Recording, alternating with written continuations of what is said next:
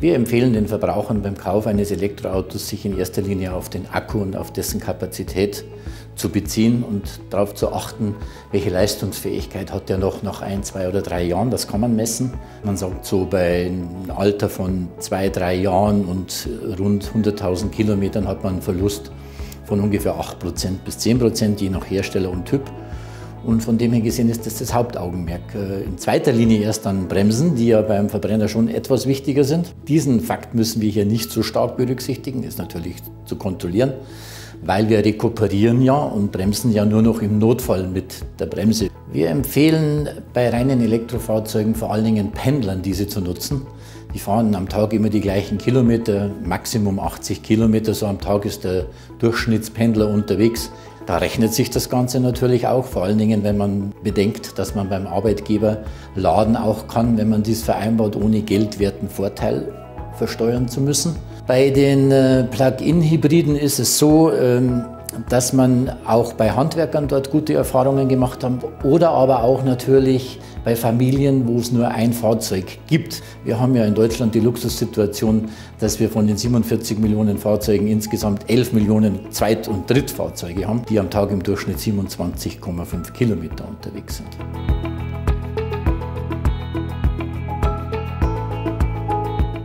Zu Beginn gab es in der Elektromobilität bei den E-Fahrzeugen mehrere Hersteller, die diese Mietkonzepte angeboten haben, um auch den Käufern und den Neuankömmlingen im Thema Elektromobilität eine Sicherheit zu geben, dass sie sich um diesen Akku keine Sorgen machen müssen. Das hat sich schwer geändert. Es gibt nur noch einen Hersteller insgesamt auf dem Markt derzeit, der dieses Mietmodell anbietet. Alle anderen sind im Kauf included.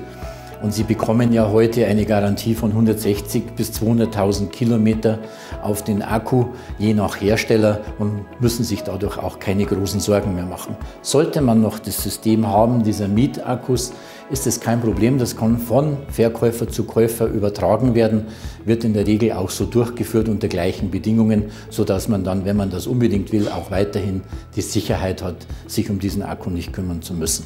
Mit die größte Umstellung für bisherige Verbrennernutzer zum E-Auto ist das Laden an und für sich. Weil man fährt ja jetzt bisher zum Tanken. Und das tut man ja nicht zu Hause, sondern an der Tankstelle, wie der Name schon sagt. Das sieht beim Elektroauto extrem anders aus. Sie laden, wenn Sie das wollen, zu Hause und die Möglichkeit haben. Oder eben beim Arbeitgeber oder an der öffentlichen Ladeinfrastruktur. Dazu braucht es einen gewissen Plan. Aber auch das ist inzwischen extrem gut geregelt über Apps oder auch über Navis, die es schon integriert haben. Etwas weiter vorne als alle anderen ist da zum Beispiel Tesla, wo ich einfach auf den Knopf drücke und weiß, im Umfeld von 50 Kilometer finde ich 10 Ladeinfrastrukturpunkte. Und von dem her gesehen ist es einfach eine Kopfsache und sonst nichts. Und wenn man sich da mal 2 Wochen damit beschäftigt hat, ist das kein Thema mehr.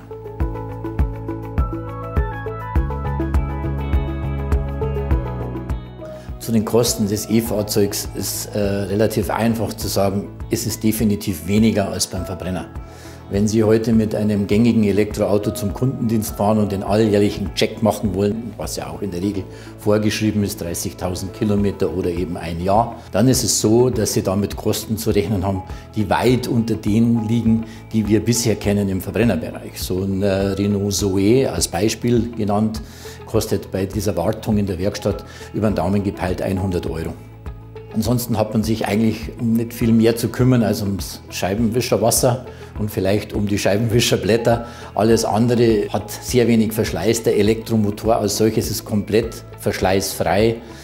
Da kann man 300.000, 400.000, 500.000 und 1 Million Kilometer damit fahren, ohne dass man in irgendwelche Bredouillen kommt.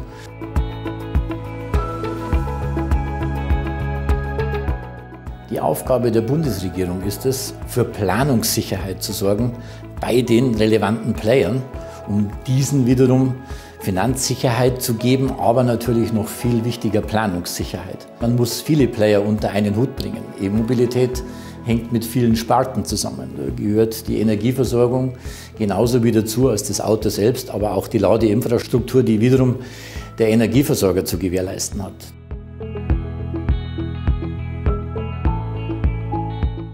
Was die Ladeinfrastruktur betrifft, müssen wir unterscheiden zwischen öffentlich und nicht öffentlich. Ladepunkte sind genügend geschaffen. Es gibt im Moment 18.000. Demgegenüber stehen nur 90.000 rein elektrisch betriebene Fahrzeuge in Deutschland derzeit mit Plug-in-Hybriden, also alles, was man anstöpseln kann, und Range Extender sind wir bei ca. 200.000 im Moment. Das heißt also, das läuft gut, wenn auch ein bisschen zu träge, aber da schieben andere an, wie zum Beispiel die Discounter oder Möbelläden, alle, die Interesse haben, einen Kunden zu binden, der mit dem Elektroauto da hinkommt und von diesen Vorteilen profitiert. Deswegen müssen wir uns dann nicht die großen Sorgen machen. Wir als Bundesverband E-Mobilität sind eher hinterher, die Fahrzeuge auf die Straße zu bringen, und da hakt es eher als an der Ladeinfrastruktur, weil wir da extrem hohe Lieferzeiten bei den Fahrzeugen haben.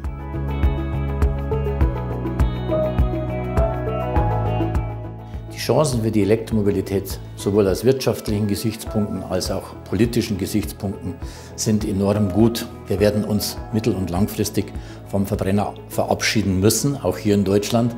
Andere Länder haben das bereits getan und ganz klare Ziele gesetzt. Die bewegen sich zwischen 2025 bis 2035. Gerade als letztes jetzt die Insel Mallorca. Und das heißt aber, dass man auch einen politischen Willen erkennen muss, der dann auch die nötige Planungssicherheit gibt für die Wirtschaft. Und VW zeigt ja gerade ganz deutlich mit der Ankündigung von mehr als 50 Fahrzeugen hin zu 70, dass der Wille in der Wirtschaft da ist. So wird sich dieser Markt nicht mehr aufhalten lassen, und weltweit sind sich die Experten einig inzwischen, dass die E-Mobilität das Rennen machen wird. Andere Länder sind da einfach einen Schritt weiter. Wir haben viel verpennt, das muss man offen sagen. Und wir haben uns auch damals gegen den Katalysator gewehrt, als der längst gesetzt war in Kalifornien und Frankreich, und wir haben es dann doch noch geschafft. Allerdings, die Zeiten ändern sich auch da. Die Abläufe werden schneller, rasanter, und wir sehen das Auto ja am Schluss nicht mehr als Auto als solches, sondern als Modul für verschiedene Einsatzzwecke. Und wir nennen es dann auch ganz gerne nicht Smartphone, sondern Smart Car, und das wird die Zukunft sein. Also es ist am Schluss nichts anderes als ein Mobiltelefon mit Rädern dran.